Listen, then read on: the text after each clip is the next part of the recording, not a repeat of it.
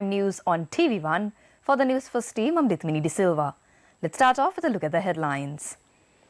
Health Minister not ready to continue in his post if shortcomings cannot be addressed. Opposition comments on anti-corruption program in Sri Lanka. 640 million rupees worth heroin found inside potato container in Colombo. Moving on to the top story, after underwater noises were detected for the second day in a row, the rescue operations for the missing submarine that was taking 5 passengers to the underwater Titanic wreck have been expanded to double the search area. News First Shania Dadigama has more. The world waits for news as the window of survival for the 5 passengers on board the Titan submersible is rapidly closing, as the oxygen supply runs out in just a couple of hours. The U.S. Coast Guard timeline has painted a bleak picture for those trapped inside the stranded vessel, but officials have continued to insist that the hunt is 100% still a search and rescue mission. The Titan, a tourist submersible which runs $250,000 tours of the doomed Titanic ship and is operated by Ocean Gate Expeditions, has been underwater since Sunday with 5 people on board.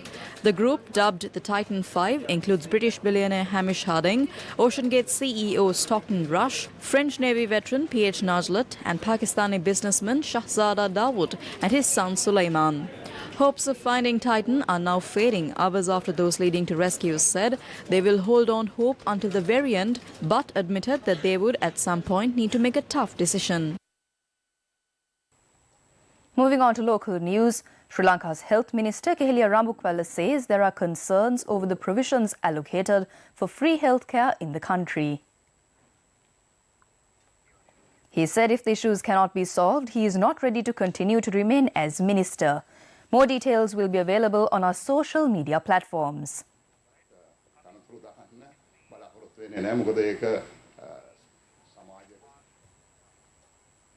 Now let's move on to another local story on Citizens of Mother Lanka organisation.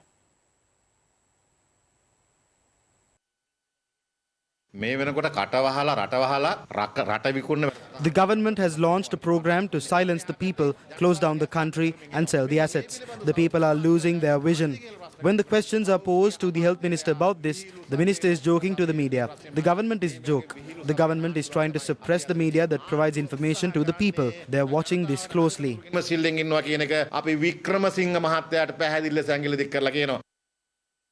Let's now cross over for the toss of the Cricket World Cup qualifier matches.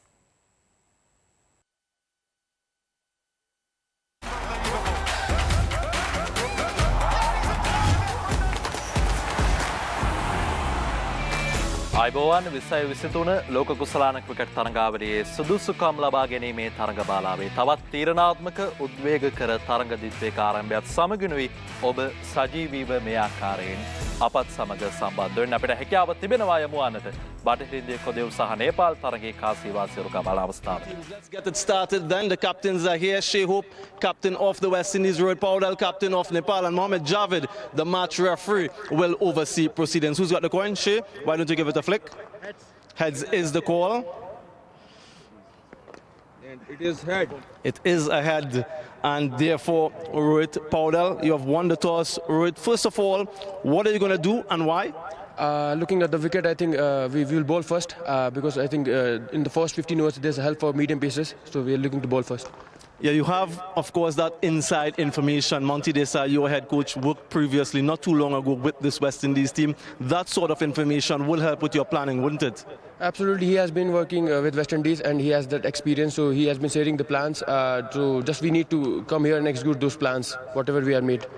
I mentioned it just now, a historic day for Nepalese cricket, historic day for you guys. How significant is it to be playing a one-day international against the West Indies? Absolutely, we have grown seeing West Indies playing in TVs, so now it's a great opportunity to play and compete against West Indies, so we all are looking forward to the game. And any changes to your playing 11? No, we are playing with the same squad. Thank you very much, Rick. Go well, all the very best. Shea, if you can make your way here, Shea, having to bat first, your initial thoughts on this surface as compared to back in Takashinga? Yeah, well, I share the similar sentiments to him. We would have done the same thing today. We just got to assess today, obviously.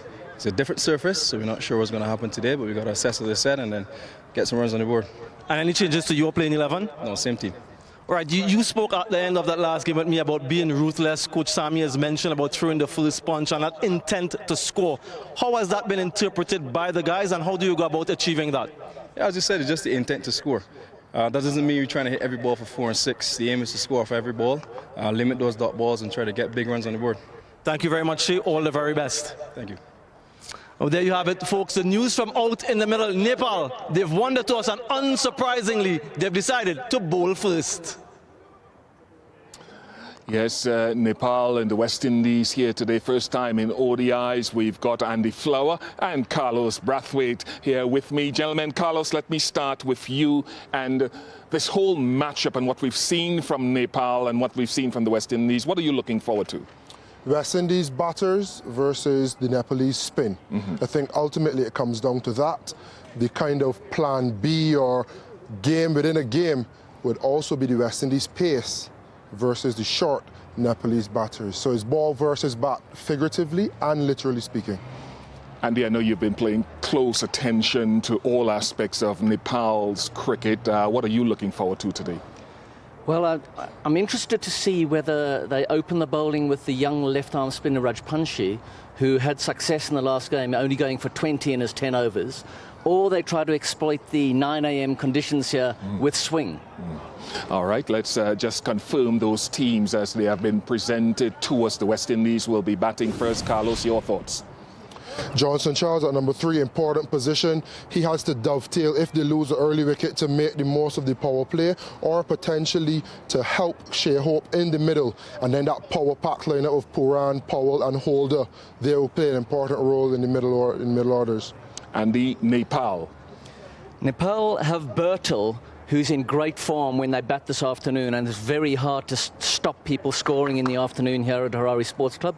But Gulshan Shah and Karan KC will be looking to swing the ball early and take wickets.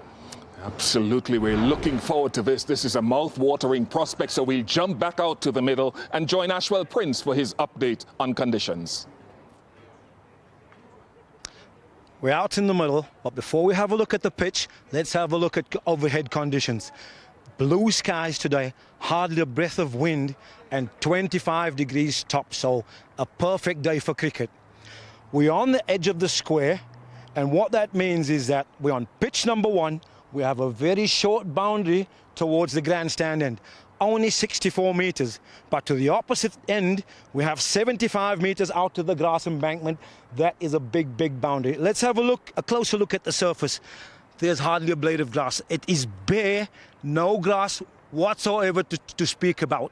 The Nepalese spinners, they'll be looking to pile up a lot of dot balls. Now, both teams, this is one area where both teams would like to improve on. The dot ball percentage, the strike rotation is one area, particularly in the middle overs, where both teams will be looking to improve. It looks an absolute belter of a pitch. It's rock hard, and the West Indies are going to have a first bat on it.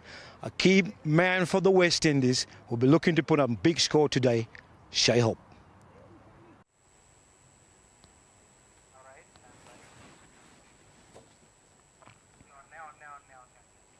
Moving on to more local news. A rally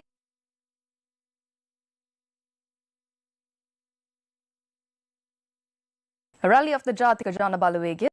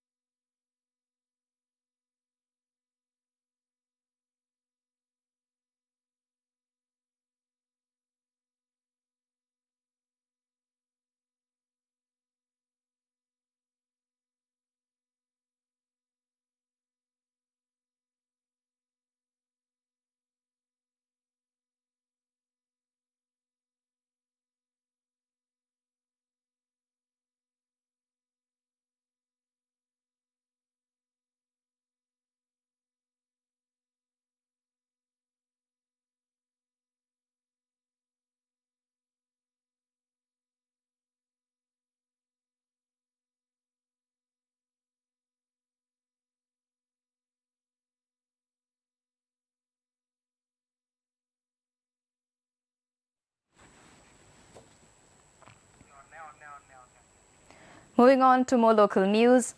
A rally of the Jatika Jana Balawege was held in Polonnaruwa on Wednesday.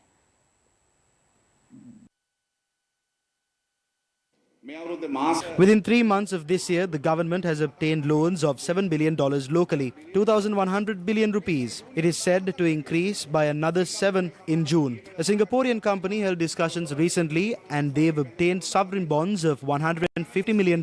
They agreed to cut 50% but wanted $75 million within a month. How will we pay that?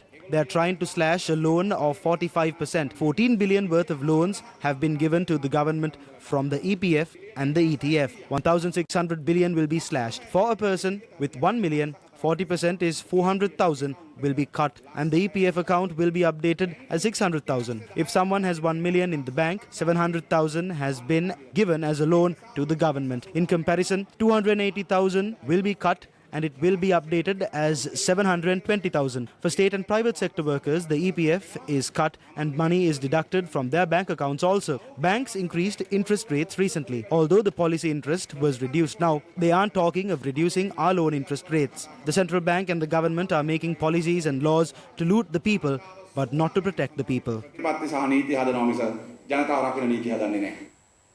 The Samagi Jana Balawege expressed concern over anti-corruption legislation. ඇයි මේකට ඇතුළත් කළේ නැත්තේ? අර අපෙන් අරන් ගිය වත්කම් ටික අහපව් ගේන්න ඕන නීතිය ඇතුල් කරේ නැත්තේ ඇයි? අතීතයට. Why wasn't any section on recovery of stolen assets included in this bill? Why was there no mention of punishments that will be imposed in retrospect? The government is using such means to save face to meet the conditions of the IMF. Why can't these two sections also be included? Then everyone will be pleased. However, this is concealed. The government and Ranil Wickremesinghe are protecting the Rajapaksa family. Ranil Wickremesinghe මහත්තයයි දෙගොල්ලම Rajapaksa පවුල රකින්න. මුළු රටම දන්න එක ප්‍රසිද්ධ රහසක් රාජපක්ෂට හොරු කියලා. The entire country knows that the Rajapaksas are rogues. Thieves commit their crimes so that they do not get caught. This is like a lifeless banana tree. If the media is being suppressed, how can one bring forward an anti-corruption law? It is the media that exposed the corruption. Is there any use of an anti-corruption legislation when a Broadcasting Regulatory Commission Act is introduced? ඒතර මාධ්‍ය හිර කරන්න යනවා නම් එහෙම විරෝධී පනතක් අපේ රටේ සම්මත කරගත්තට වැඩක් තියෙනවද? එහා පැත්තෙන් විකාශන නියාමන පනතක් ගෙනල්ලා. Now on to a headline-making story. Heroin worth 640 million rupees was discovered inside a potato container in Colombo. Sri Lanka Customs recovered a stock of heroin worth 640 million rupees, weighing 16 kilograms. Senior Customs Director and Customs spokesperson Sudat Silva, speaking to News First, said that the heroin was detected in a cargo container and the vessel carrying the container reached Colombo from Karachi, Pakistan. Preliminary investigations revealed that the heroin was shipped to Sri Lanka under the guise of importing potatoes. According to reports, the vessel had left Karachi on the 15th of June and the 12 packets of heroin were discovered concealed inside the air duct of a deep refrigeration cargo container. 2 people were arrested and Sudat Silva, the Senior Director of Customs, told News First that the suspects and the heroin will be handed over to the Police Narcotics Bureau for further investigations. Sri Lanka Navy seized 4 Indian poaching trawlers in the northern waters. The Sri Lanka Navy conducted a special operation to chase away Indian poaching trawlers from Sri Lankan waters in the dark hours of 21st of June 2023. The operation led to the seizure of 4 Indian trawlers with 22 Indian fishermen poaching in Sri Lankan waters northwest of Delft Island, Jaffna. The Northern Naval Command deployed fast attack craft of the 4th Fast Attack Flotilla and a craft of Sri Lanka Coast Guard to chase away a cluster of Indian poaching trawlers, having spotted they were engaging in illegal fishing in Sri Lankan waters northwest of Delft Island, Jaffna. In this operation, the Navy held 4 Indian poaching trawlers with 22 Indian fishers continue to remain in Sri Lankan waters. The seized trawlers, together with 22 Indian fishermen, were brought to the Kankasanture harbour and they will be handed over to the Mailadai Fisheries Inspector for onward legal proceedings.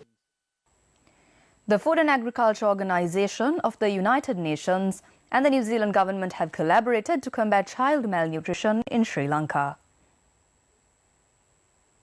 Through generous funding from the Government of New Zealand, the Food and Agriculture Organization of the United Nations, FAO, is currently implementing a comprehensive program aimed at addressing malnutrition among children under 5 in selected MOH divisions in Monragala and Nuwara. The initiative targets moderate to severe malnutrition among children from 2,250 families and focuses on increasing access to nutritious produce and providing capacity-building opportunities for caregivers on preparing affordable and nourishing meals using locally grown ingredients. A key component of the program is the provision of versatile nutritional supplement, a flour mix made from locally available grains and legumes to immediately address the malnourished state of the children.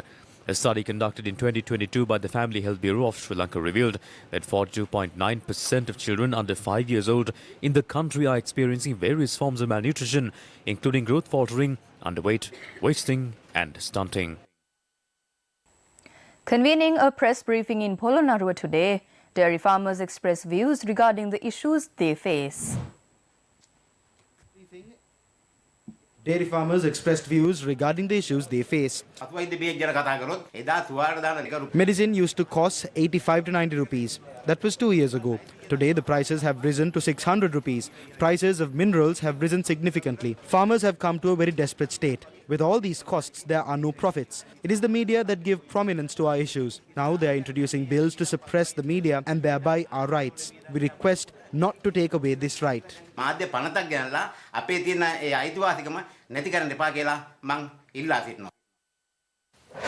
News First with the people. That's a wrap of the lunchtime news. Join us again at 9 p.m. for primetime news on TV1.